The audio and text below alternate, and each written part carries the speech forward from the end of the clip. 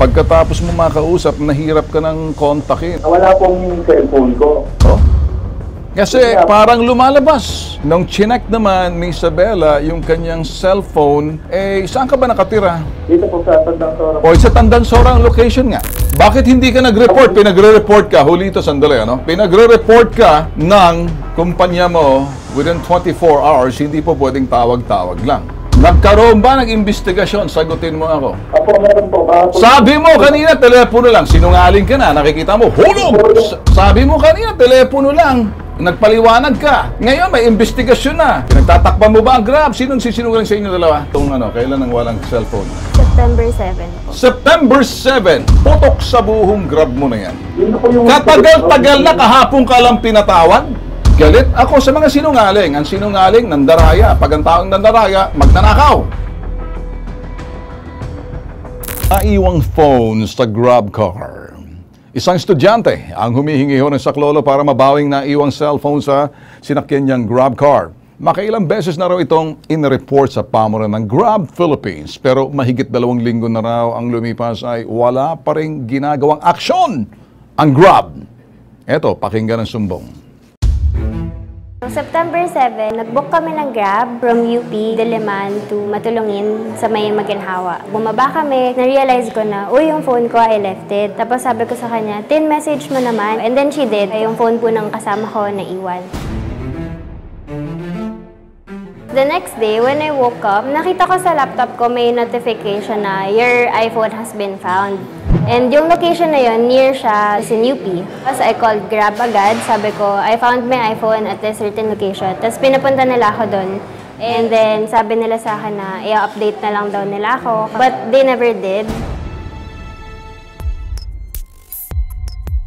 Minessage ako ng friend ko. I found your driver on Facebook. Minessage ko siya and I saw na meron siyang wife. I also did message the wife.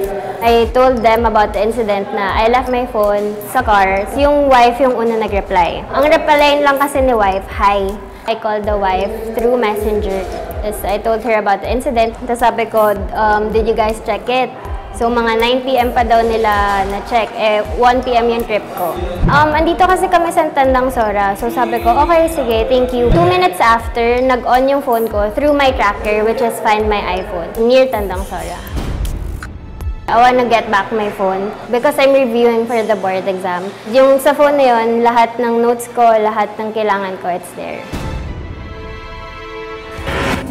Okay, summarize ho natin. No? Naiwan ang kanyang cellphone sa sinasakyang Grab noong September 7, 2018. Agad niyang kinontak ang Grab driver pero hindi na raw ito sumasagot. Nagreklamo na rin siya sa Grab Philippines pero walang update na binigay sa kanya. Sabi ng Grab, ipapatawag nila sa kanilang opisina ang driver at isuspend within 24 hours yung registration ng driver kapag hindi nag-report sa kanila. Ang pangalan nga pala ng Grab driver ay na-search ito, si Julito Ipan. Ngayon, itong cellphone mahalaga ho dito sa estudyante kay Isabela. Kasi, Isabela, kasi nandoon lahat yung kanyang mga review kung anumang bagay na nandoon sa kanyang phone na yon. Well, sige, nandiyan pa sa kabilang linya? Sa kabilang linya, okay, yung Grab driver si Julio Ipan. Okay, magandang hapon sa iyo, Julio Ipan. Magandang hapon din po. Okay, Julio, ako'y nagpapasalamat na ikay tumawag dahil tinawagan ka namin. Julio, inarereklamo ka rito at medyo ganun din ang sinasabi ng Grab Philippines doon sa pasahero mong si Isabela Munoz na nakausap mo. Pagkatapos mo makausap, nahirap ka ng kontakin. Ano bang nangyari? Bakit parang nagbago ka ng cellphone mo? Yun po ang, ganito po kasi yan. Nung nag-Uber pa lang po ako, nawala pong cellphone ko. Oh? Paano Nawala pong cellphone ko. Ngayon po yung number ko na, nung nag-grab na po ako, yung number ko na po yun, hindi po na-update yun. Okay. So, ganito hindi ba parang mas madali sa yung hanapin na lang? Kasi marami mga taxi driver, Grab driver, na kapag man nakaiwan ng mga gamit ang kanilang pasahero, sila mismo ang nagkukusa. Pumupunta sa mga istasyon ng anumang television network para sa uli. Ngayon, sinasabi ko, kung baka ikaw ang nakapulot niyan. Kasi parang lumalabas. Nung chinek naman ni Isabela yung kanyang cellphone, saan ka ba nakatira? Dito po sa Tandang Sora. O sa Tandansora ang location nga. So ngayon, ito si Isabela. Isabela, kausapin mo. Yes po. Kuya, bago mag-end yung ride, minessage po kita through the app. Sabi ko po, yung cellphone ko naiwan. Tapos, in-end niyo po yung trip. Hindi niyo po ba nabasa? Alin po, yung sa text po, hindi po talaga ako makaka-receive. Kasi nga po, Hindi po. Nung nag-over pa lang po ako. Sa app po mismo ako Pero nung nag-message. bumabiyay po ako ng Grab, di pa po na-update yung number ko. Simula 6 months po, 6 months na po ata ako nagbabiyay ng Grab. Hindi pa po na-update yun. Pero Kaya po, okay. kumukontak po Hulito, sa- sandali lang, ano? Na-contact mo bang misis niya?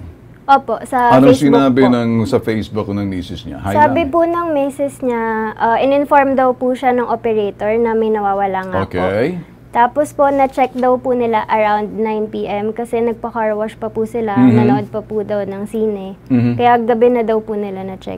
Okay, so anong nangyari? So anong nangyari ho si Lito? Yun pala, nakausap mo sa telepono or you just message? Sa phone po, messenger. Sa call. messenger, nakausap pa lang ni Isabela yung misis mo. At para masabi sa iyo, bakit hindi ka na nagkusa makipag-message yung misis mo, makipag-message dito sa nawala ng cellphone sa iyong sasakyan, sa Grab? Nag-message naman po ako sa nanay niya rin po eh. Nag-message ba siya sa mami That mo? was after, the day after. The day after. So anong message Yun sa po, nanay mo? Wala daw po wala sa nga po kanya. akong nalalaman kasi nga po, Alright, ganito na lang Holito, ano?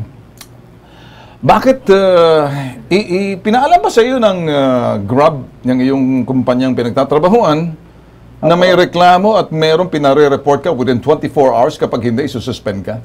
yun nga po wala. So ngayon, nakaabot sa iyo Hindi na... ako nakapag sa Grab. So hindi ka nag-report? Hindi ko naman po alam eh. Tumawag po ako sa Grab. Okay. Report naman po yung Grab eh. Okay, yun. Ang Grab nagsabi rito... Yung sabi ko po, tumawag po ako sa Grab. Alright, ano sinasabi ng Grab sa iyo? Yun nga po, nung tumawag po ako sa Grab, yun nga po sinabi ko nga wala nga po akong nakita nung araw na yun. Bakit hindi ka nag-report? Pinagre-report ka, Julito, sandali, ano? Pinagre-report ka ng kumpanya mo within 24 hours, hindi po pwedeng tawag-tawag lang. Di ba? Pag pinag-report ka, dahil importante, may reklamo rito, may nawawalan, di ba dapat kayo pagpakita sa tanggapan? Ang sabi po sa akin ng Grab po, sasabihin daw po nila tawagan daw po nila yung nag-report.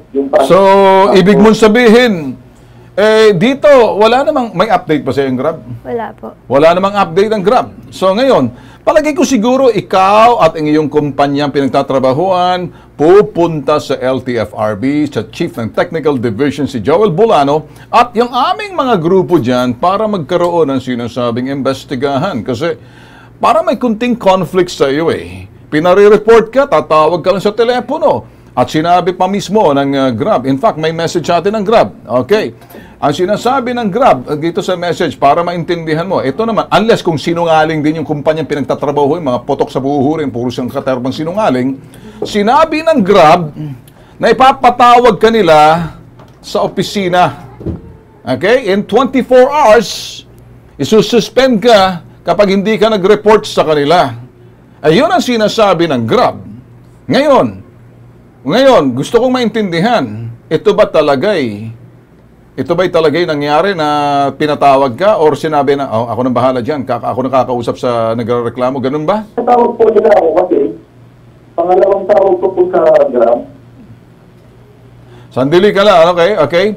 Sinabi, dalawang bagay lang, either ikaw sinungaling o sinungaling kumpanyang pinagtatrabahuan mo. Tandaan mo, ang taong marunong magsinungaling, ang taong mandaraya. Pag ang taong mandaraya, marunong magnakaw. Naintindihan mo, nag-umpisa sinungaling. Pag sinungaling, pandaraya, pag narakaw. Kaya maraming tiwali, marunong mandaya, magnakaw. Hindi ko sinasabing magnanakaw ka. Hindi ko rin sinasabing, kasi sinungaling din tong Grab mo itong kumpanya mo Kaya nga kuminsan kami nabubuisit sa Grab maraming nabubuisit, mas maganda raw pa yung Uber Ewan ko kung bakit ang lakas-lakas nyo sa LTFRB, mga kumagkengkoy kayo dyan. Ang babantot pa ng inyong mga sasakyan. Makinig kayo. Lalo na to, nakausap ng Bitag Kilos Promptong pamura ng Grab. Wala raw sila umanong mabigay na pahayag sa aming programa at nabahag nagkuyusan ng kanilang mga betlog at ayaw magsalita. Pagtanggol ka ha, pakinggan mo to ha, kaya kung sino, baka may kuntsabahan kayo, baka naghatian na kayo rito eh. Hindi ko sinasabi to, ito malikot lang isipan ko. Sinabi nitong natanggap daw nilang sumbong at kasalukuy ina-action na nila ito. Maghintay daw lamang ng tawag ang Bitag Kilos Pronto sa magiging resulta. Nagkaroon ba ng investigasyon sa pagitan mo at ang Grab? Ito po nila ako. Nagkaroon ba ng investigasyon? Sagutin mo ako. Apo, meron po. Sabi mo kanina, telepono lang, sinungaling ka na, nakikita mo, hulog! Sandali! Galit ako sa mga sinungaling. Ang sinungaling, nandaraya. Pag ang taong nandaraya, magnanakaw. Makinig ka. Sabi mo kanina, telepono lang. Nagpaliwanag ka. Ngayon, may investigasyon na. Pinagtatakpan mo ba ang Grab? Sino nagsisinungaling sa inyo dalawa? Grab ng Sabdo. Ang Grab ang nagsisinungaling. Tumawag po sa Grab. Tumawag ka sa Grab, pero ang Grab ba nag-imbestiga na? Ang tagal. Kahapon lang po ko nila, pinapunta po sa... Kailan nangyari itong kailan nang walang cellphone niya? September 7 po. September 7, putok sa buhong Grab mo na yan. Yun na po yung... Katagal-tagal na kahapon ka lang pinatawag.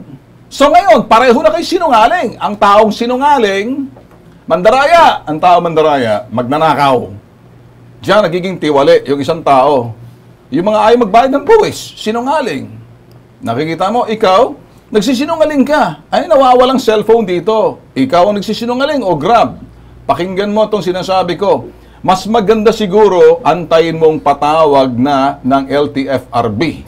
Nandoon kami, nandoon ang magulang ng nagrereklamo at ang nagrereklamo estudyante, ikaw at ang kumpanya mong mabantot. Grab. Makinig ka. Mas magandang magpakita ka roon. Parang nakikita ko sa'yo, ayaw mo, umiiwas ka sa patawag ng Grab. Hindi mo sinasagot. Misis mo pa, nagtatago ka sa palda ng misis mo. Ang misis mo sumasagot dito sa pobreng estudyante. Ikaw, hindi ka sumasagot. Kinakailangan ka pang hanapin. Napasok ka ngayon sa programa ng Bitag Kilos Pronto. Iba kami. Nambibitag kami. Ngayon, sa aming style, idadaan namin sa proseso sa pamamagitan ng sinasabing prosesong tama. Kasi ang LTFRB ang siyang may karapatan magbigay ng lisensya sa Grab. Marami na ako natatanggap ng mga reklamo laban sa Grab. Tulad ng mga pasaherong yung mga amoy kuchichas na iiwan ng kuchichas sa loob ng sasakyan. Kung ano-ano pang ginagawa, mga toothpick, ewan. So ngayon, ganyan ba sa sasakyan mo? Ganyan ba sa sasakyan mo? Maayos naman. Maayos naman. O magswerte ka, pinagtanggol ka. Pakinggan mo ako. Marami tayong pag-uusapan. Ngayon, ini-interview kita. Kasi may nakikita akong pagsisinungaling sa parte ng Grab. Sinungaling. Sa parte mo, marami kang butas. Butas-butas ang mga pinagsasabi mo. Malalaman natin yan. Abangan. Pagpapatawag na sa inyo ni Joel Bulano, Chief Technical Division ng LTFRB. Dito, gagamitin ng programa ang lakas sa pamamagitan ng sinasabing gobyerno na nagbibigay ng prangkisa sa inyo. Kasama ka at ang iyong sasakyan na kung saan sa ilalim ng Grab. Dahil lamang sa telepono, nagkaleche-leche ito. So abangan natin to, hindi pa ito tapos. Okay? Kinausap na kita sa susunod sa sinabi ko sa iyo. Consistent sana sasabihin mo. May nawalan. Tinawagan ng misis mo na hindi ka man lang nag-message dito sa nagre-reklamo. Sa misis mo pa. Tinawagan ng Grab. September 7, ano na ngayon? Ilang araw na? Mahigit 10 araw, sinungaling tong Grab na to. Ganun ba ka? Tumawag nga po ako sa Grab ng Sabado. Tumawag ka sa Grab Sabado, hindi ka tumawag sa sa pasahero. Tumawag daw po ako sa Grab kasi nga po hindi po talaga nakakontak yung number ko kasi hindi po updated. Ganito na lang. May sasakyan ka, di ba? Di ba may sasakyan ka, may ginagamit kang sasakyan mo, hindi ba? Pang service mo, tama? Hindi po, nakikiboundary lang po. Nakikiboundary ka. Bakit hindi ka pumunta sa Grab para sabihin na, boss, pinatatawag niyo ako? Kaya po, sabi nga po sa akin, Ganito na lang, tigilan mo ng nabubuisit na ako sa dahilan mo. Gusto kitang makita, doon lang mismo sa LTFRB. Doon ka magpaliwanag, titingnan ko kung paano ngingiwi yung bibig mo na yan sa pagpapaliwanag. Titingnan ko kung nagpipilantik yan sa liig mo na yan, kung ikay kinakabahan. Babasahin ko mga mata mo, kasi para sa akin may problema rito. Nung chinek mo iha, yung sa application, Opo. saan ngayon ang cellphone? Sa Tandang Sora. Nasa Tandansora. Saan ka nakatira, iho? Tandansora. Alright? Sige na. Lalagay lang natin dyan. Ngayon, nasabi niya, Tandansora, baka mamaya, mga isang oras, itatapo na malapit doon sa Banawe o di kaya kung saan lugar. Para lang malayo, ha? Eh, nasabi na ng bata, Tandansora, tama? Opo. Good. So, kita-kits na lang tayo, boss. Ha? Salamat, ha? Sige po. Huwag ka na magsisinungaling sa susunod. Adios. Ganito na lang, sasamahan ko na lang ng staff ng Bitag Kilos Pronto. At pagkatapos mag-set ng appointment doon sa LTFRB para ipatawag sila, humarap ka, samang nanay mo. Ilan taong ka na ba? 21 po. Akala ko 21 ka na. Akala ko minor. Okay, sama na nanay mo. Sama ang mga staff. Doon na lang kayo magpaliwanag. Okay. Akala ko minor de edad. Okay, anyway, sige ganun lang, ha?